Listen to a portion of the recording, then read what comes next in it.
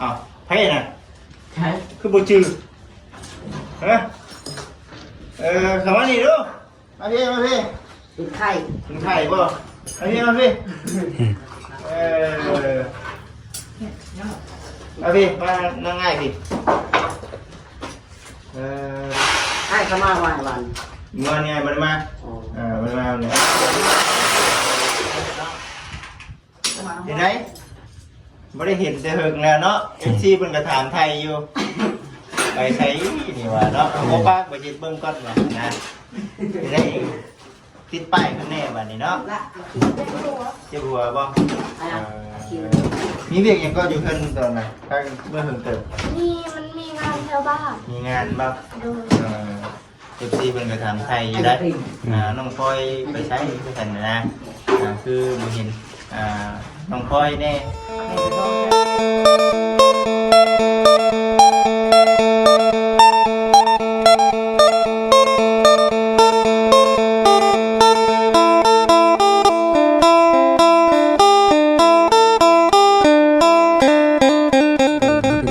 ตัดภาพมาแบบนี้พี่น้องกับพี่ละ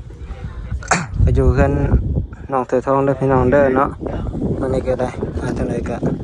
ติดตามเบิ่งน้ำกันเนาะโดยสบายดีอ้าวมาเนาะต้องขับเรือผ่านมาโลกพอจริงนะต้อง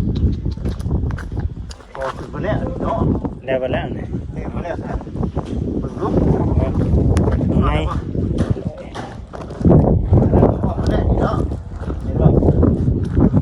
เบิ่งแล้ว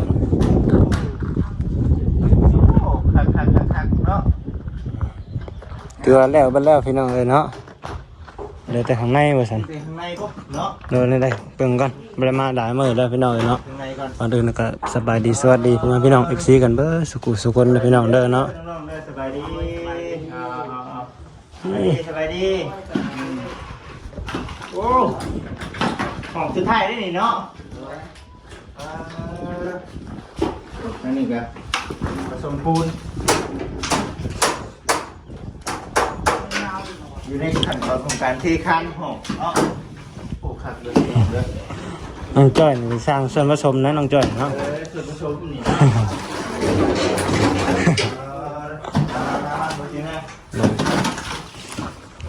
เนาะ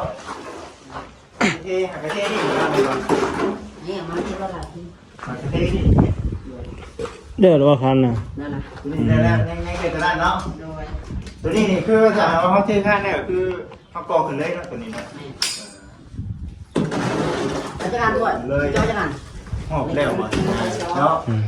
หอบเร็วมาต่อรุ่งมาแล้วเนี่ยใครกี่เห็ดโอ้บัตรนี้บาทนี่ปัจจุบันบ่อ้าวไพ่น่ะใช่คือบ่จื้อคำว่านี่ดูมาพี่เป็นไข่ถึงไข่บ่ม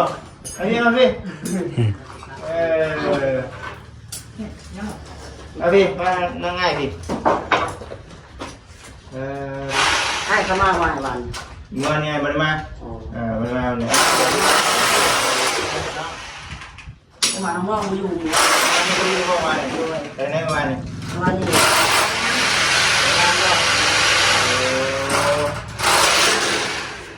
วันนี้ไม่ได้มาพี่น้องวันนี้เนาะก็เลยว่าทำไมว่าจำรถพิษบ่แล้วว่าจิตเข้ามาได้คิดว่าจิตเข้ามาบ่ยันบ่เนาะยังไม่ได้เข้ามาเมื่อวานนี้ที่ไหนไม่ได้เห็นแต่เหิงแล้วเนาะเอฟซีเป็นกระถางไทยอยู่ไปใช้นี่ว่าเนาะโมป้าไปจิตเบิ้งก้อนว่านะจะได้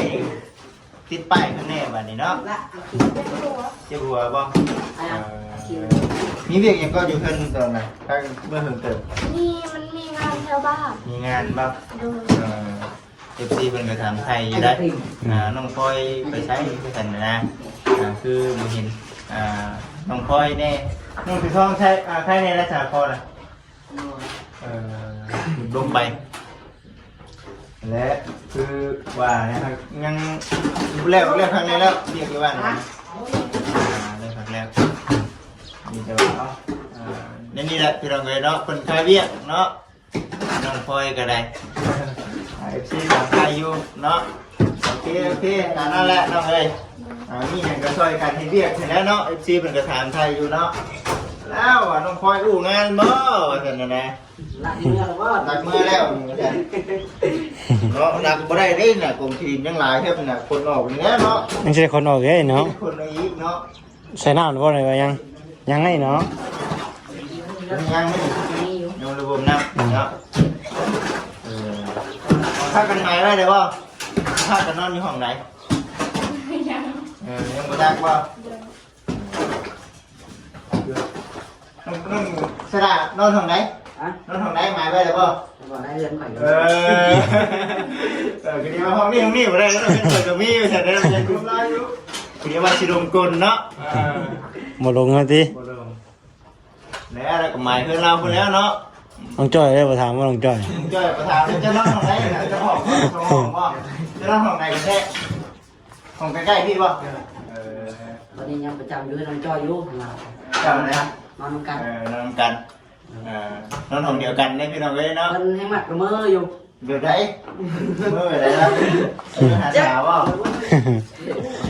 น้องละเมอกันอะไรกัน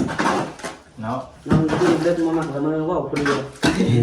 บอกเป็นตาย่านแน่น้องจ้อยเนาะ บางทีเลยคนเดียว อืม โอ้ยคำนอนคนเดียวคำเฮาพวกเฮาบ่เคยเฮาญาติเนี่ยเฮาเนาะ บ่เคยพ่อที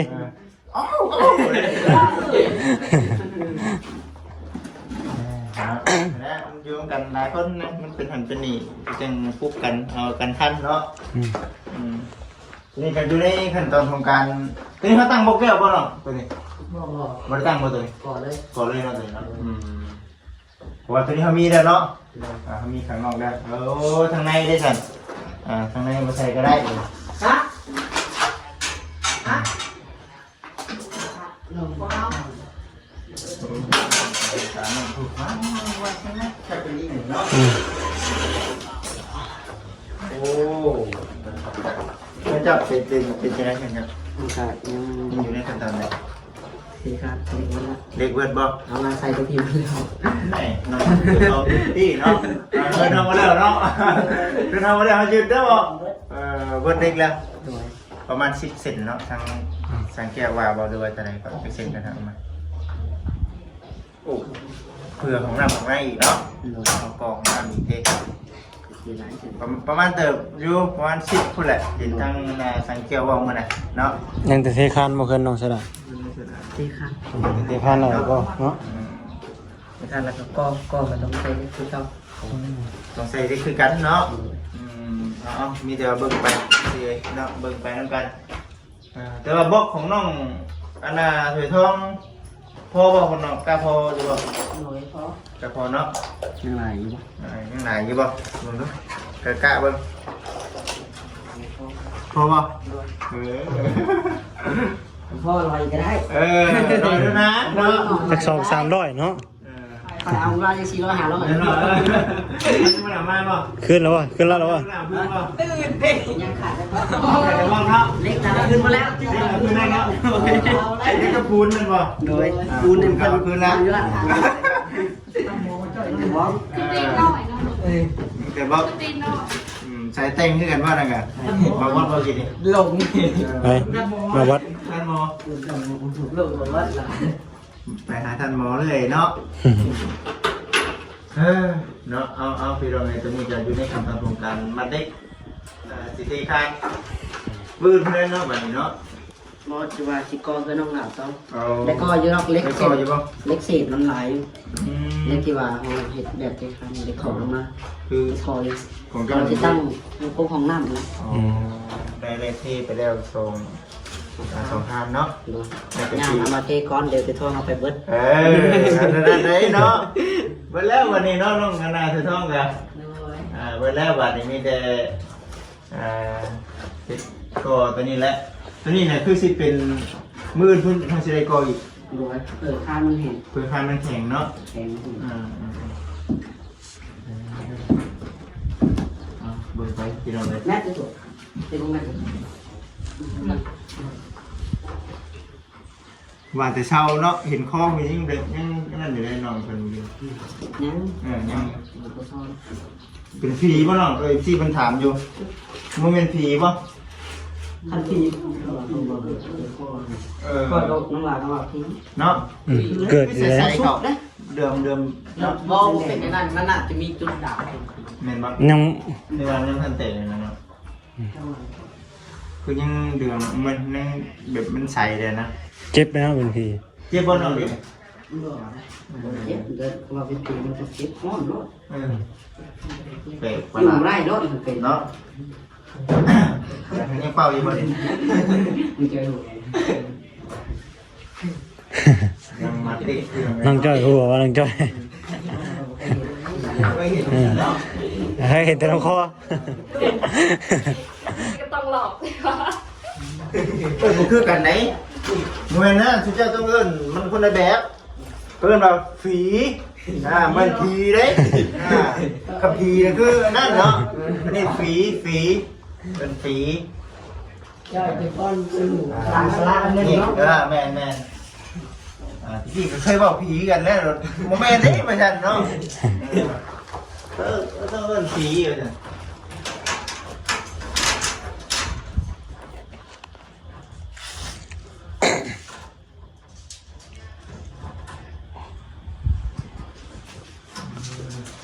มันจะ มันเป็นเทคานเนาะกำลังอยู่ในขั้นตอนมันเป็นเทคานหลวงพ่อดีใจป่ะดีใจเนาะ มาเรื่องแรกเรา มาจนเพื่อนแล้วเนาะ เพิ่งขึ้นถึงก่อแล้วสิ ยังไงดีอยู่ป่ะธรรมดาเขาได้เห็นห่านมันต้องได้ขายอยู่แล้วเนาะเดี๋ยวปลูกสิหน่อยสิหลายคือว่าเนาะพี่น้องเลยเบิ่งซุ้มบรรยากาศไปน้ำกันตอนนี้ปัจจุบันนี้ก็โอ้ยังหลายอย่างอยู่ในเรื่องพื้นฐานดันเป็นของทางน้องสีทองน้องพลอยเนาะจะเป็นในเรื่องการบุกการฉาบ หลายอย่างอ ขั้น ยู่ ตอนต่อไปนี่มันจะเป็นของน้องนี่ก็แรกนี่มันต้องเป็นซาบเนาะบัดนี้เนาะสาบในที่เราเลยเลย ใส่ปูนลายแน่เลยเนาะ โอ้มีได้จะ2 โซน40บ่ฮอดบ่40 โซนกลัวเลยเนาะคืนอย่างคืนน้องเสื้อหลา สำคัญบ่ ประปานกันว่า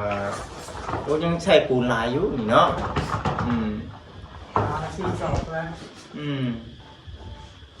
ยังหลายอยู่ว่าข้างในข้างนอกอีกแล้วก็การที่บันเฮใช่ต้องเอามาเพิ่มอีกเนาะโอ้บุงกุ๊บบานประตูเนาะบุงกุ๊บมีแต่ใส่อีกเนาะพี่น้องอีกทีเนาะเบิ่งไปน้ำกันเนาะตรงนี้ก็ได้นี่ก็น้องจะ ตีแบบบ่ แบบบ่ ทุกใหม่จะมาต่อไว้ลูกนี่เลยแล้วนะคุณจะมาต่อไว้ว่ามาได้เป็นได้เยอะเป็นคืออันที่ อยู่ในขั้นตอนของการ ทำได้ทั้งไหนตัวนอกได้แล้วเนาะ เนาะ ตัวทั้งหมดเป็นให้ตัวนอกได้แล้ว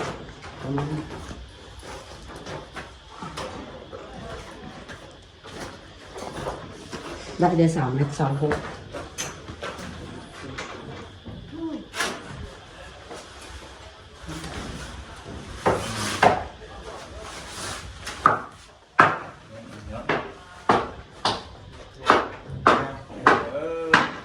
เนาะไว้ด้วยนะพี่น้องเอ้ยเนาะไว้อยู่เด็กนี่เบิ่งนี่นะว่าไว้อยู่ ไปเริ่มแล้วเรามาเด็ก มี ตักแน่จอนั่นน่ะ บอกแก้ว จอแล้ว 4 กันตัวนี้1 2 3 4 5 6ครับเรือไปใส่น้อง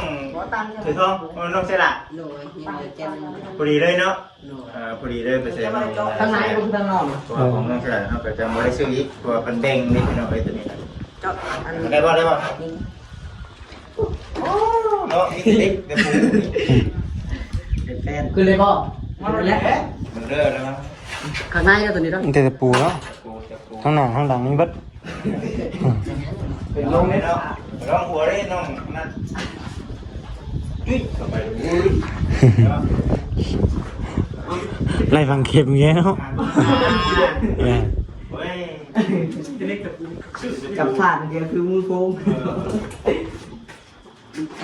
นี่จะปูเริ่มเก่งราคา กับแดก ไม่แก่เนาะ อืม ใจ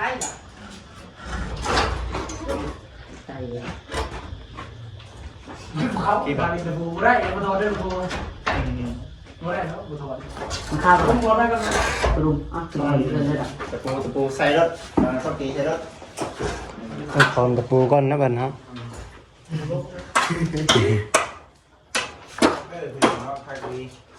ถคันนี้แล้วเดือนเพื่อนเนาะอะไรอีกโอ้ยงามงาม ใส่เบ็ดดีเลย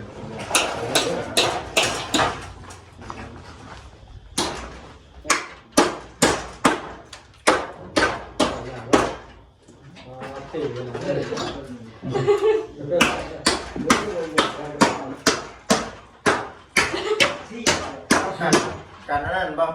การเซงจากเชื่อมบ่หรือว่าแนวมันนี่บ้าง จับสิยังจะล่มเลย เนาะ โอ้ จับชิดร่มโอ้ย เสื่อมเล็กเลย เรียกว่า เซ็ง เพลงแต่บ้าง ครับแล้วบอกดูตั้งตั้งของน้ำ ว่าตัดที่ข้างขาสั่งก่อน เพลง ที่ข้างโกกำถ่วมมันเราวงกบวงกบเกิดเป็นโก ที่ข้าง นี่คาถา ทางนั้นบ้างไม่ส่งกันเลย เจ๊กเลย แจ๊กเลยวะ ได้ ไม่ชิมเหมือนเพลงไหนเนาะ มือเจ๊ก เลย มันตัดให้เนาะทุกคนตัดเสียง แต่ว่าเหลื่อมๆครับมันเสื่อมเลยเสื่อมเลย โอ้ ไม่ได้ว่าจะตุ่มซีนะ เป็นสีเนาะ แน่น สี แน่นลงเลย มาแล้วนี่เด้พี่น้องโอ้ขาดีเด้เนาะงานงาน การ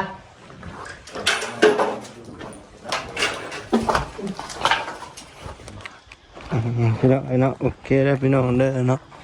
มาบัดนี้พี่น้องเอ้ยถือว่าปริมาณโดนพอสมควรเนาะพี่น้องเนาะทางบ้านนายเองก็ได้ขอโทษขออภัย FC ทางบ้านน้องเธอท้องหลายๆเนาะพี่น้องเนาะแล้วก็บ้านน้องดาวหลายๆเด้อพี่น้องเด้อเนาะที่บ่ได้เข้ามาอัปเดตให้พ่อแม่พี่น้อง FC ได้เบิ่งได้ชมเนาะพี่น้องเนาะมื้อนี้ก็ทางบ้านนายเองก็มีโอกาสเข้ามาแล้วพี่น้องเนาะก็ฝากพ่อแม่พี่น้อง FC เข้ามาเบิ่งมาชมแล้วก็มาเป็นกำลังใจทางบ้านนายเด้อพี่น้องเด้อเนาะโอเคเนาะพี่น้องเนาะสำหรับคลิปนี้ก็ทางบ้านนายเองก็สิได้ขอจบคลิปก่อนเนาะพี่น้องเนาะเฮือนซานน้องเสือทองก็ถือว่าก็ฮอบแล้วเรียบร้อยเนาะพี่น้องเนาะเดี๋ยวแต่ข้างในตอนนี้ก็น้องๆเพิ่นก็กำลังเทคานอยู่พี่น้องเนาะเทคานแล้วก็ขึ้นอีกนะพี่น้องเนาะสำหรับคลิปนี้ก็ขอจบคลิปก่อนเนาะพี่น้องเนาะอยู่ดีไม่แห้งเบ้อสุขสุขคนนะพี่น้องเด้อเนาะสบายดี